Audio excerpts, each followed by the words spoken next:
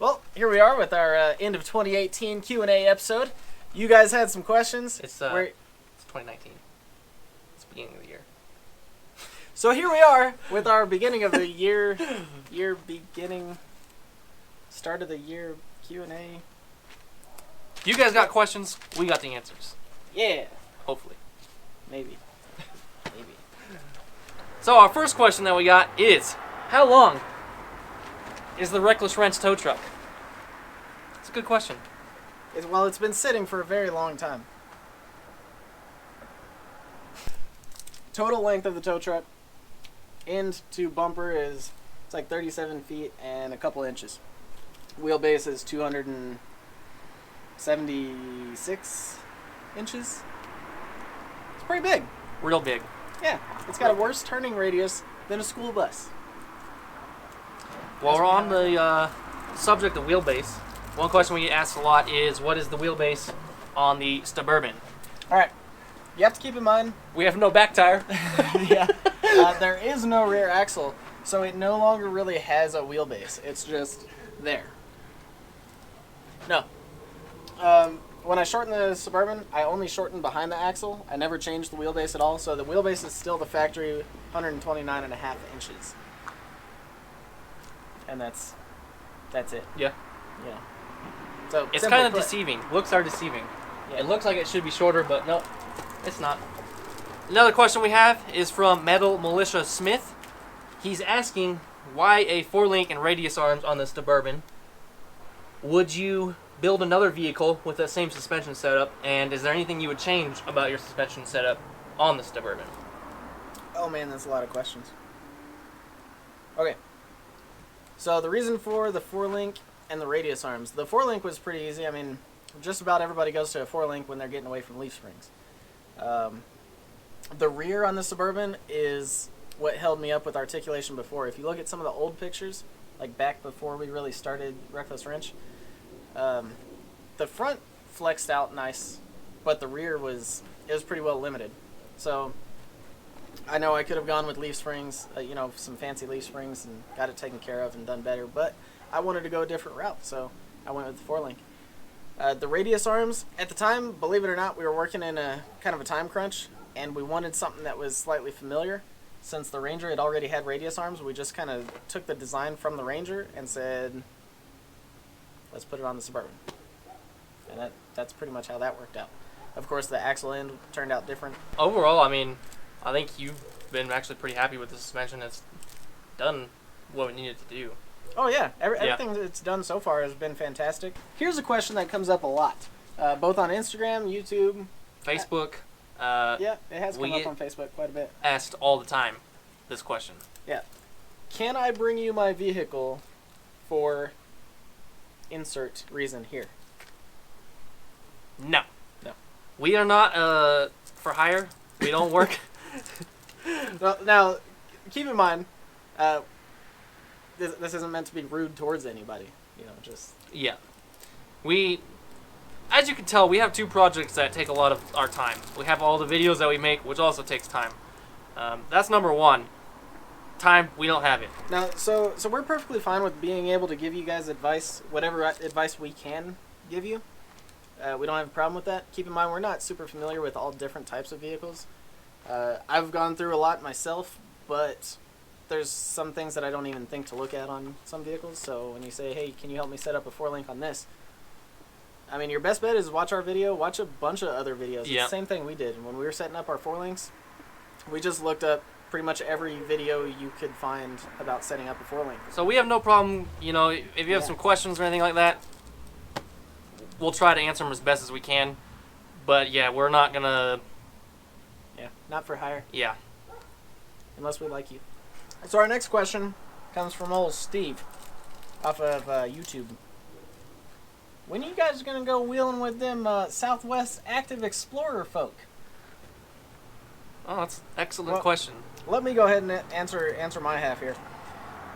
Notice the Suburban is usually broken. As soon as it's not broken, I would love to go out and wheel with anybody. Yeah, no, I'll go wheel with them as soon as they're ready to go take on some obstacles and avoid the bypasses and just send it up the trail like it's supposed to do. Brings us to our next question. Do you guys really dislike Jeeps and bolt-on parts? Nope. Honestly, we have no problem with Jeeps or bolt-on parts. We understand, I don't forge the steel and do whatever. We just like to have a little bit of fun. So Yeah. A lot of the times, whenever we fabricate something, it's either A, there's no prefabricated thing like made for it that we could just throw on there, or B, we think that we can do it for a far cheaper price if we make it ourselves. like a rear axle truss. I have nothing against Jeeps. As a matter of fact, I owned a Jeep once. Had that J20, and that thing was pretty sweet. I kind of wish I would have kept it. But you gotta think, what you really gotta understand is there's people with Jeeps, and then there's Jeeple. Yep. Okay? We have no problem with people with Jeeps. Think about it. Chili Challenge. Oh yeah, we were rescued by some people with Jeeps. Yeah. There were some awesome off-roaders, They let us borrow a spare tire, throw it on the Suburban, and drive back to camp with it. They helped us change it. They were cool. Yeah. And then there's Jeeple. And you know who you are. Yep. And those of you who aren't them also know who they are. And you know exactly what we mean. Yep. We'll just leave it at that. Another question. More recent. Will you guys be at King of the Hammers? Sad face. No. Due to recent events, which you guys watched in our previous video, our plans for the year got changed slightly. So we have an axle to rebuild and some shocks to rebuild. So that's going to put us on a damper for King of the Hammers. We're not going to be there. Yep. We might be able to get it done in time, but then the tow truck's not ready for a trip like that. So Yeah. Yeah. And driving that far with both rigs is not really feasible. One question we got is, how did we get interested in wheeling to the point that we're building these custom off-road machines, pretty much? Before the Reckless Wrench Garage, I would say, I was pretty in-depth into building my truck. We did the X-Occasion and all that. You just kind of started the Suburban build. Mm-hmm. It wasn't the Suburban yet. It was just the Suburban, and it was lifted on 35s. We went to Moab with a YouTube channel we talked about earlier, Southwest Texas Explorers. From there, I would say that little benchmark right there is when the snowball started rolling very rapidly downhill. Yeah. Yeah, that's when it really... So the whole reason for the Bob was simply because Devil's Hot Tub. I couldn't get my back tires to touch. I couldn't get the momentum to do anything. As soon as my back tires touched, the back drug so bad that I lost all momentum. So that's why it got bobbed. And then because I bobbed it so far, I had to redo the tank. Leaf springs were out. We were already planning on the axle swap, so 4-link. It all just piled up at that point, and I would say that trip in Moab in 2017 that's really what started the Reckless Wrench Garage. We were both interested in off-roading before that, but neither of us had actually done any sort of super extensive off-road fab work. We did engine swap, and I've done the radius arms and other stuff to prepare that trip, but nothing like building a 4-link. So, but it was just so we could conquer more obstacles and save money, because we don't like buying parts if we feel like we could build them. Yeah. See how that works out for me. This is another question from YouTube. What do you recommend bringing for recovery gear or tools on a trail run? This we're probably going to actually do a full video on and what to prepare yourself to bring on a trail, but real quick, jacks, hand tools, duct tape, zip ties, baling wire, and any specific tool that you need to take something off on your vehicle. So if you know you need this weird-ass socket with like a 4-foot-long extension and a 90-degree angle on it, make sure you bring that with you, because no one else is going to have it. Yeah, and most importantly, bring a friend who can tow you out. So the first and most commonly asked question recently is, what happened to the fiberglass fenders on the Ranger? So I took off the fiberglass fenders because they were, Can I answer this? yeah. So Chris is really picky and doesn't like that the Suburban is so many colors, and he thought that the Ranger would look like the Suburban if he kept the fenders on there. So he doesn't want to put them back on until we paint the Ranger. Our most popular video is the 4-link that we did on this, and we get 2 questions all the time from that video. Number 1, is your truss crooked? No. No, it is not. If you ever looked at a 9-inch axle, it has an offset pinion. So the drive shaft and everything comes in to the side. The truss is centered dead in the middle of the axle with the link brackets. It is not crooked. The second question, why is there no panhard on the back of the Ranger? Hang on. Why is there no panhard on a double triangulated 4-link? So on a parallel 4-link, you need a panhard to keep the axle from moving side to side.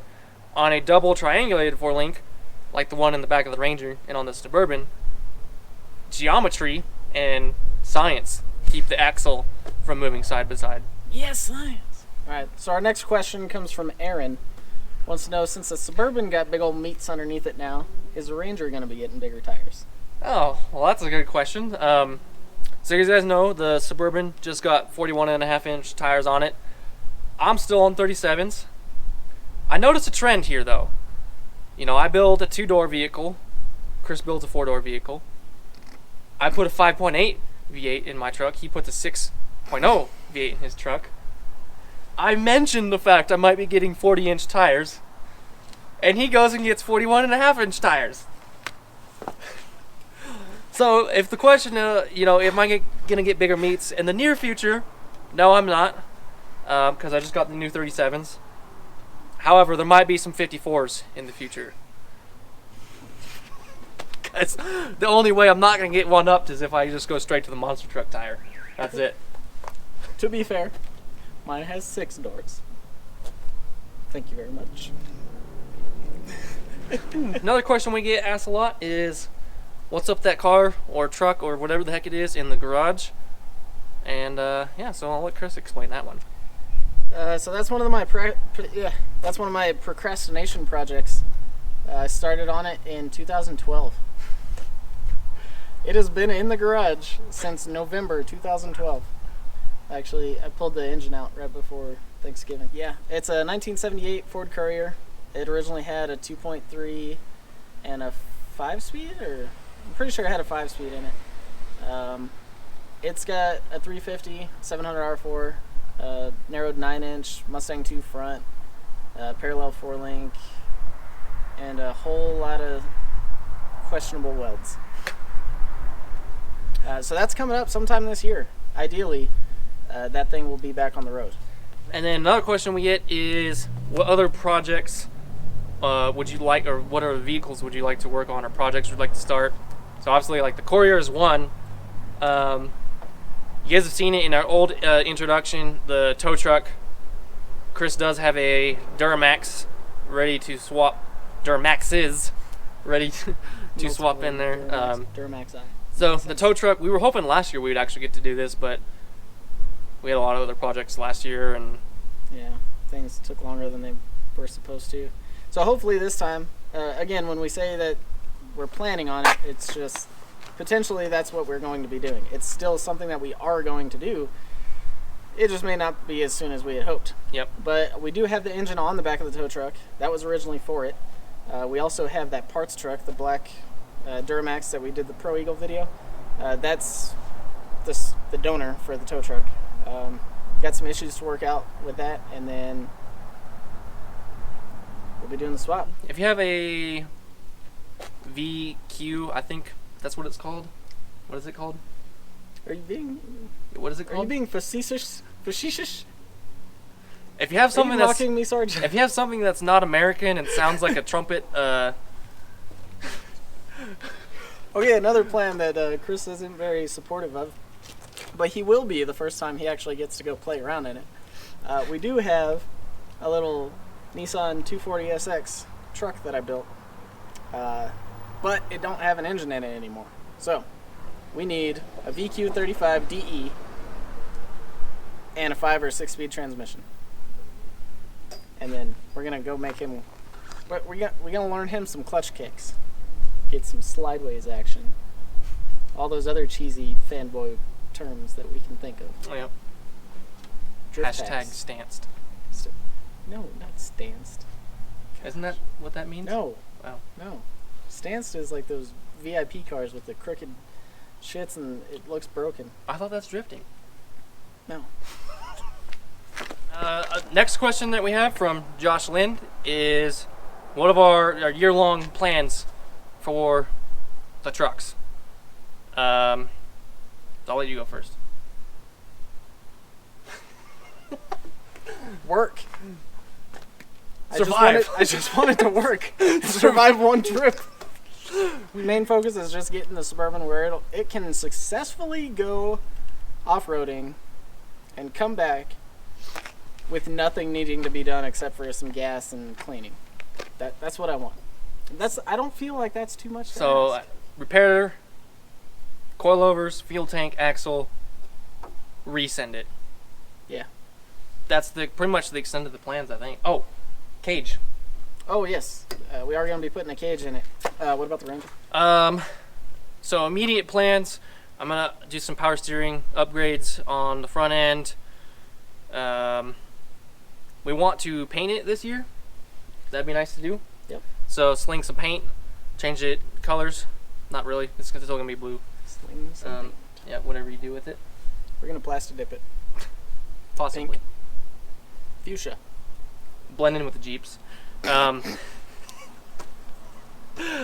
Rear axle, I'd like to add like a backbone truss on that, just to strengthen up a little bit because it has seen some airtime, and I know 9 inches, I guess, are prone to smiley facing sometimes. I don't want that to happen to mine, so we'll beef it up a little bit. And then probably do a front axle upgrade towards the end of next year. Maybe a 3-link. We don't really know yet, but I'll let you guys put in the comments there. Guess what kind of axle we're gonna throw on the front end of this thing. So this year or next year? The end of this year. End of 2019. Okay. Yeah. So that's really it for these two, and then wheel them. We really, really want to get out and use them this year. We got the Chili Challenge and the Shakedown Run, but we didn't get on the trails nearly as much as we wanted to. No. And now that we know the Suburban can successfully hold down a driveway with no problems, we'd like to get it to go somewhere else. Yeah. As far as the rest of the year goes, for our plans, the only trip that we have planned right now that we're pretty well set on is we're going to be in Moab during Easter Jeep Safari for full-size invasion. So if you guys are going to be out there with full-size folk, or even if you're going to be with the Jeep folk, come say hi. But yeah, put down in the comments, what events or places you would like to see us take these things, because that is our goal, to take them places, use them this year. Yep. 2018 was a really good year for us. We want to thank all you guys, all you subscribers. We got over 9,000 subscribers in 1 year, which was really awesome. So yeah, that's pretty big for us. The channel went a lot different than we expected. So we're trying. Hopefully you guys are enjoying it, and let us know, hey, if you guys got any tips or what you want to see more of, what you want to see less of. But yeah, we want to say thank you for subscribing. Thank you for liking our videos. Thank you for watching them. And until next time, stay reckless. Roll bloopers. You need to say action whenever you do that. Action. You have more bars.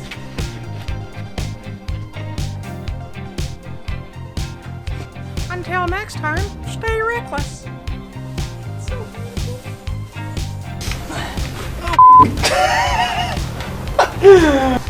Not that far. Sorry. Oh, jeez. What an asshole. All right, push. I'm gonna flip you. All right. Stop. Oh, jeez. Keep your foot there. Stop. I was trying to get my foot. Oh God. Oh shit. Ow.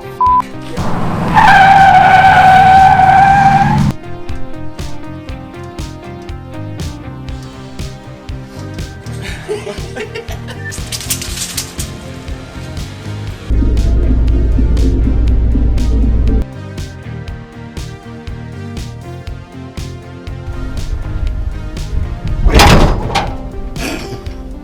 the shit out of me. Scared the out of me.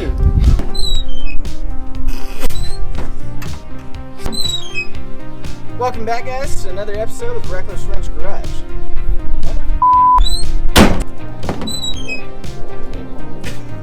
Just had to make sure. Welcome back to another episode of the Reckless Wrench Garage. Today we're going to be going over some bump stop tech.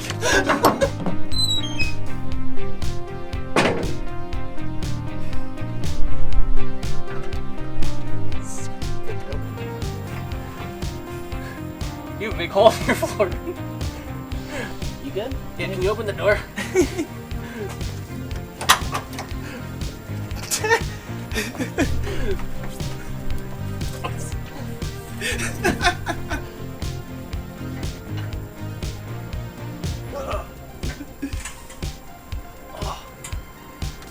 Talk about a rush.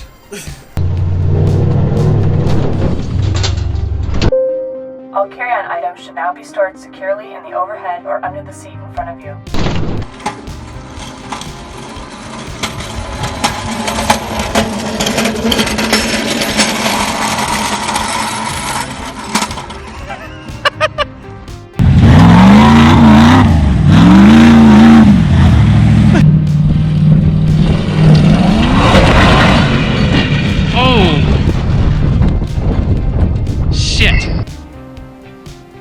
On this episode of the Reckless Wrench Garage, we're gonna have Chris paint me like one of his French girls.